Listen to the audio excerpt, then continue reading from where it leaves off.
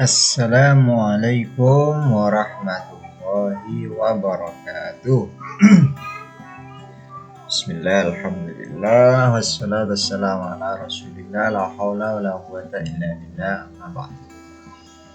Apa kabarnya anak-anakku semuanya? Mudah-mudahan sehat semuanya, semangat, kemudian dan yang terpenting jangan putus asa untuk belajar.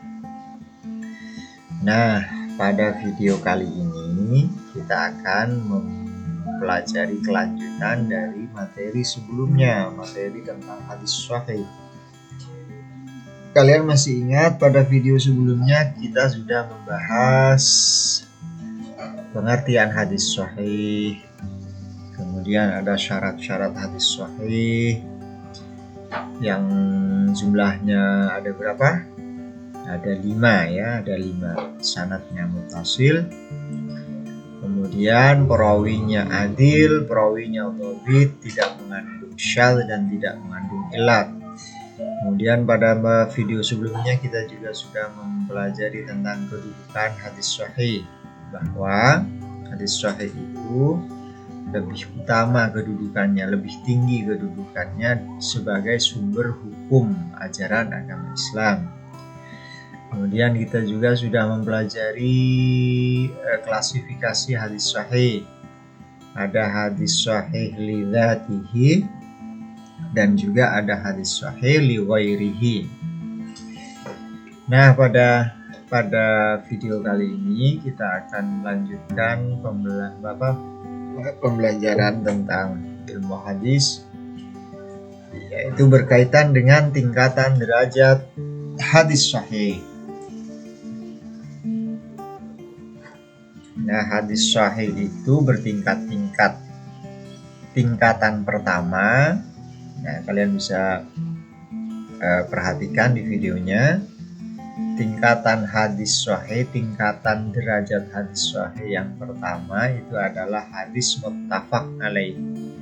Hadis muttafaq alaih itu adalah hadis yang diriwayatkan oleh dua orang ini, Bukhari, Muslim.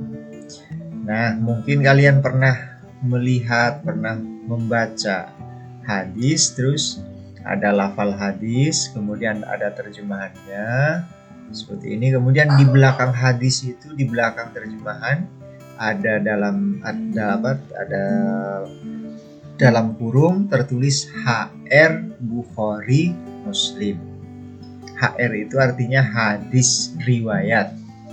Berarti kalau kalian pernah membaca hadis terus di belakang terjemahannya itu ada tulisan HR Bukhari Muslim dalam kurung, berarti hadis itu tingkatannya termasuk hadis muttafaq alaih. Ya. Atau ada hadis yang cuma Bukhari saja, HR Bukhari, atau ada hadis yang cuma HR Muslim. Nah, ini HR, hadis riwayat. Berarti disingkat dalam kurung HR Bukhari atau HR Muslim. Nah, kalian bisa perhatikan ini, kalian bisa baca sini. Jadi tingkatan hadis atau tingkatan derajat hadis itu yang pertama ada muttafaq alaih, yang kedua ada hadis riwayat Bukhari sendirian saja, ada hadis riwayat Muslim sendirian saja, ada hadis yang sanadnya memenuhi syarat Sahih Bukhari dan Sahih Muslim. Kemudian selanjutnya ada nah ini kalian bisa perhatikan ini, kalian baca saja ini tentang tingkatan hadis sahih. Jadi yang pertama tadi, kalau hadis sahih itu tingkatannya, yang pertama itu ini, yang kedua itu ini, yang ketiga ini, yang keempat ini, yang kelima ini, kalian bisa baca ini, yang keenam ini, yang ketujuh ini. Oke, kemudian selanjutnya kita langsung saja percepat, nanti kita akan perdalam di dalam kelas ketika jadwal kalian masuk kelas. Yang selanjutnya, nah ini kalian cukup baca saja ini, nanti kita akan perjelas juga di dalam kelas. ada urutan sanad yang paling sahih. Ada perbedaan pendapat mengenai sanad yang paling sahih. Satu ulama berpendapat sanad yang paling sahih adalah sebagai berikut. Yang pertama ini, nanti kita akan perjelas di kelas. Kemudian yang kedua ini, kemudian yang ketiga, mana yang ketiga? Ini, yang keempat ada ini, yang kelima ini, dan yang keenam ini. Oke, kalian bisa baca, bisa lanjutkan, bisa kita lanjutkan ke slide berikutnya. Di slide berikutnya, nah ini ada kitab hadis yang secara umum paling sahih. Muhaddis atau orang yang mempelajari hadis yang pertama kali mengumpulkan hadis sahih dalam sebuah kitab adalah Imam Bukhari. Muhaddis itu artinya orang yang ahli hadis. Jadi siapa orang yang pertama kali mengumpulkan hadis-hadis sahih dalam sebuah kitab, atau siapa orang yang pertama kali menulis kitab yang berisi kumpulan hadis-hadis sahih? Jawabannya adalah Imam Bukhari. Nah, Imam Bukhari dengan kitabnya yang berjudul Al-Jami' As-Sahih. Kemudian sesudah Imam Bukhari ada Imam Muslim dengan kitabnya yang berjudul Sahih Muslim. Jadi nanti kalau ada pertanyaan siapa orang yang pertama kali mengumpulkan hadis sahih dalam sebuah kitab, jawabannya adalah Imam Bukhari. Apa judul kitabnya? Al-Jami' As-Sahih. Siapa lagi? Yaitu kemudian Imam Muslim. Apa nama kitabnya? Sahih Muslim. Secara umum ulama sepakat bahwa Sahih Bukhari lebih unggul dibanding Sahih Muslim karena beberapa alasan. Oke, alasan-alasannya silahkan kalian perhatikan ini. Nah, kata sebagian ulama atau ulama sepakat, ulama itu mengakui bahwa Sahih Bukhari, kitabnya Imam Bukhari yang berjudul Al-Jami' As-Sahih, lebih unggul dibanding kitabnya Imam Muslim yang berjudul Sahih Muslim. Apa alasannya? Ini kalian bisa baca alasannya. Syarat mutasil menurut Imam Bukhari lebih ketat. Apa maksudnya lebih ketat? Nah, penjabarannya ini kalian bisa lihat ini, dan kita akan perdalam lagi di dalam kelas. Kemudian yang kedua alasannya ini. Nah, Imam Bukhari lebih berhati-hati dalam menentukan kesikohan periwayat. Apa sikoh itu? Nanti kita juga akan perdalam di dalam kelas. Dan penjabarannya kalian bisa lihat di sini. Oke, lanjut saja ke slide berikutnya. Ada apa di slide berikutnya? Oh, ini sudah pembahasan yang berbeda. Oke, kalau sebelumnya, di video sebelumnya, kita sudah mempelajari tentang hadis sahih. Sekarang kita akan mempelajari tentang kelanjutan dari hadis sahih, yaitu hadis hasan. Nah, pengertian hadis hasan menurut bahasa, nih kalian bisa perhatikan. Hasan menurut bahasa berarti baik atau bagus. Jadi kalau ada orang bernama Hasan berarti itu baik atau bagus ya. Sedangkan menurut istilah, hasan itu punya makna yang bermacam-macam di kalangan para ulama. Yang dikatakan hadis hasan, kata sebagian ulama, adalah hadis yang sanadnya bersambung, sama dengan syarat hadis sahih di atas sebelumnya. Kemudian diriwayatkan oleh periwayat yang adil, sama juga, dan memiliki daya ingat, tapi atau dobit, tapi daya ingatnya periwayat itu di bawah hadis sahih, tidak syadz dan tidak memiliki ilat. Jadi bedanya hanya ini. Jadi kalau hadis sahih sebelumnya adalah hadis yang sanadnya bersambung, periwayatnya adil, dan memiliki daya ingat yang sangat bagus, tidak syadz, tidak memiliki ilat. Tapi kalau hadis hasan, hadis yang sanadnya bersambung, periwayatnya adil, tapi daya ingatnya masih di bawah periwayat hadis sahih, tidak syadz dan tidak memiliki ilat. Jadi yang membedakan di sini daya ingatnya ya, dengan antara hadis hasan dengan hadis sahih. Oke, lanjut. Kita lanjut. Al-Khitabi berpendapat bahwa hadis hasan adalah hadis yang diketahui sumbernya, periwayatnya dikenal, diterima oleh mayoritas ulama, dan matan hadisnya digunakan oleh seluruh ahli fikih. Oke, ini pendapat kedua. Jadi macam-macam ulama mengartikan hadis hasan. Nah, kalau sebelumnya hadis sahih itu ada klasifikasinya, hadis hasan juga ada. Apa klasifikasinya? Sama dengan hadis sahih. Hadis sahih itu ada hadis sahih li dzatihi, ada hadis sahih li ghairihi. Hadis hasan juga sama. Hadis hasan li dzatihi adalah hadis yang sesuai dengan definisi di atas. Ya, ini syarat-syarat hadis hasan li dzatihi. Ini syaratnya periwayatnya adil, sanadnya sambung, periwayatnya dhabit, cerdas namun kurang sempurna, masih di bawah daya ingatnya orang yang meriwayatkan hadis sahih. Tidak bertentangan dengan hadis yang diriwayatkan oleh ulama yang lebih cerdas, atau tidak syadz serta tidak ada illat. Nah, kemudian ini klasifikasinya ada hadis hasan li dzatihi. Ini contohnya.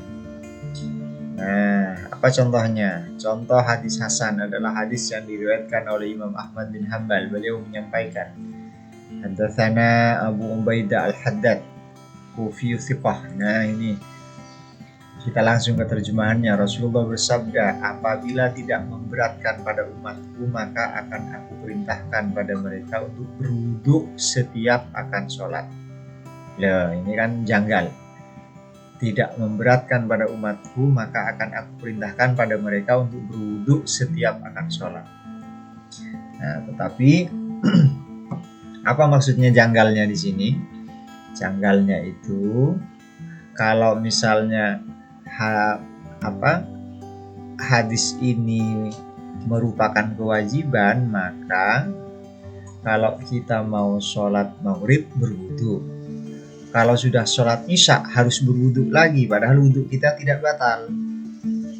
Nah, karena itu Nabi bersabda, seandainya tidak memberatkan, maka setiap mau sholat akan aku perintahkan mereka berwudu. Tapi kan memberatkan, masa setiap kali habis mau sholat harus berwudu. Padahal terkadang ada orang yang ketika sudah melaksanakan sholat, untuk sholat berikutnya wudunya tidak batal. Contoh paling gampang antara sholat maghrib ke sholat isya. Oke, terusnya hadis ini hasan karena sanadnya muttasil, tidak ada cacat, tidak syadz, semua periwayatnya terpercaya. Hanya saja Muhammad bin Amr tingkat hafalannya tidak sampai pada tingkat hafalan periwayat hadis sahih. Maka derajatnya turun dari hadis sahih ke hadis hasan. Kalian bisa ingat juga, bisa di video sebelumnya, contoh tentang hadis hasan yang diilustrasinya antara anak kecil dan orang tua itu. Nah, itu kira-kira gambarannya seperti itu. Hadis hasan dan hadis sahih. Nah, kemudian ini ada hadis hasan li ghairihi, sama dengan hadis sahih li ghairihi. Penjelasannya kalian bisa baca di sini, bisa perhatikan. Kemudian ada rumus di sini. Nah, kalian bisa baca ini dulu. Adalah hadis sahih dan seterusnya. Kemudian ini ada hadis dhaif ditambah hadis dhaif sama dengan hadis hasan li ghairihi. Seperti apa penjelasannya? Kita akan perjelas ini di dalam kelas ya, ketika kalian sudah jadwalnya masuk kelas. Kemudian ada syarat-syarat hadis hasan li ghairihi. Ini syaratnya bisa kalian perhatikan, ada ini. Ada berapa? Ada 1, 2, kemudian 3, kemudian mana? 3, ada 3 ya, ada 3. Syarat-syarat hadis hasan li ghairihi itu ada 3 syarat. Oke, lanjutkan ke slide berikutnya. Maratib atau tingkatan hadis hasan. Seperti halnya hadis sahih yang mempunyai tingkatan, begitu juga hadis hasan punya tingkatan. Pertama, hadis dikatakan sahih, hadis hasan ada yang dikatakan sahih, ada yang mengatakan hasan. Itu diriwayatkan oleh ini Bahz bin Hakim. Jadi kalau ada hadis perawinya Bahz bin Hakim atau Amru bin Syu'aib, maka kata sebagian ulama hadis itu ada yang mengatakan sahih, ada yang mengatakan hasan. Jadi kalau misalnya ada hadis yang menyampaikan hadis itu Bahz bin Hakim atau Amru bin Syu'aib, menurut sebagian pendapat hadis itu dikatakan hadis sahih, ada yang mengatakan hadis hasan, macam-macam. Kemudian kedua, hadis yang dikatakan hasan dan ada yang mengatakan dhaif itu diriwayatkan oleh Haris bin Abdullah Asim bin Domrah Hajjaj bin Arfah. Jadi kalau ada hadis yang menyampaikan hadis itu adalah orang ini, nama-nama ini, 3 nama ini, kata sebagian ulama ada yang mengatakan hadis itu ya hadis yang disampaikan oleh Haris bin Abdullah hadisnya hasan, tapi ada juga yang mengatakan hadisnya dhaif. Apa hadis dhaif? Kita akan bahas nanti. Belum babnya, kita akan bahas satu persatu. Kemudian kita lanjut ke slide-nya berikutnya. Nah, kalian bisa perhatikan saja ini. Kiasan L2 dan kemudian kedudukan hadis hasan. Oke, ini yang penting. Kedudukan hadis hasan li dzatihi adalah di bawah sahih li ghairihi. Nah, dan di atas hadis hasan li ghairihi, maka hadis hasan dapat dibuat hujjah dan wajib diamalkan. Akan tetapi apabila bertentangan dengan hadis sahih, maka yang digunakan adalah hadis sahih. Oke, klasifikasi ini kedudukan hadis hasan li dzatihi adalah di bawah sahih li ghairihi. Kita akan perjelas juga ini di kelas, pakai contoh ya, pakai contoh. Nanti kita akan pakai contoh hadis langsung. Intinya kalian perhatikan saja, baca ini kedudukan hadis hasan. Nah, paling tidak ketika misalnya nanti ada soalan bagaimana kedudukan hadis hasan li dzatihi, kalian bisa menjawab kedudukan hadis hasan li dzatihi adalah di bawah sahih li ghairihi, tapi di atas hadis hasan li ghairihi. Oke. Kemudian sudah selesai. Baik, itu untuk pembahasan tentang hadis sahih dan hadis hasan. Yang perlu diingat ya, anak-anak semuanya, yang perlu diingat ketika pembahasan hadis sahih itu syaratnya yang perlu diingat. Apa syaratnya hadis sahih? Itu perlu diingat, yang 5 itu. Kemudian klasifikasi hadis sahih ada berapa? Ada 2, li dzatihi dan hadis sahih li ghairihi, itu juga perlu diingat. Sama juga dengan hadis hasan ini. Yang perlu diingat itu apa syaratnya hadis hasan?